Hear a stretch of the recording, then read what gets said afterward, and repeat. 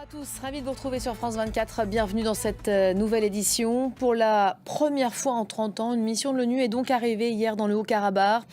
Il s'agit pour cette délégation des Nations Unies d'évaluer les besoins humanitaires de la région. Et les regards seront braqués aujourd'hui encore sur la Slovaquie où des élections législatives étaient organisées hier. Arrivé en tête, le parti populiste Smer-SD se voit confier aujourd'hui la mission de former un gouvernement fort de ses 23%. Le parti dirigé par l'ancien Premier ministre Robert Fico va devoir se trouver des partenaires de coalition pour parvenir à une majorité. Les détails, avant d'y revenir avec Baptiste Falvos dans un instant, nous sont expliqués par Alexandra Aquarini. L'Union européenne va-t-elle devoir composer avec un nouveau gouvernement populiste dans ses rangs? La question est évidemment plus que jamais posée à l'heure où le parti populiste vient donc vient de se voir confier la mission il y a quelques instants d'entamer en tout cas cette discussion. Bonjour Baptiste Falvol, c'est l'actualité du jour évidemment après ce résultat des 23%.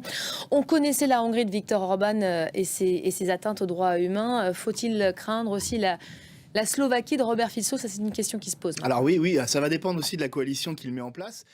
Merci beaucoup Baptiste pour le décryptage et ces échéances à venir. Tout cela dans un contexte de grands rendez-vous organisés aujourd'hui à Kiev, malgré les ministres des Affaires étrangères européens, ceux des 27 qui sont aujourd'hui rassemblés dans la capitale ukrainienne pour organiser leur tout premier Conseil européen du genre. La chef de la diplomatie française, Catherine Colonna, a tweeté ceci ce matin, 2 photos de la gare accompagnées de ce texte.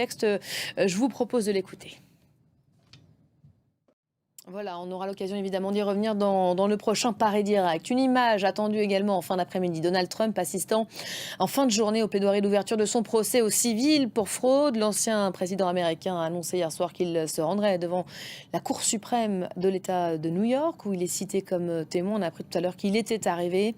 Le milliardaire et 2 de ses enfants sont accusés ici d'avoir surévalué leurs actifs immobiliers. Un avant-goût des échéances judiciaires susceptibles de perturber sa campagne pour la présidentielle de 2024. Antoine Mariotti. Le coup d'envoi d'Octobre Rose a été donné. Début de la campagne annuelle de communication destinée à sensibiliser les femmes au dépistage du cancer du sein. Pour l'essentiel de l'actualité, merci de nous avoir suivis. Restez avec nous. D'autres infos à suivre tout de suite sur France 24.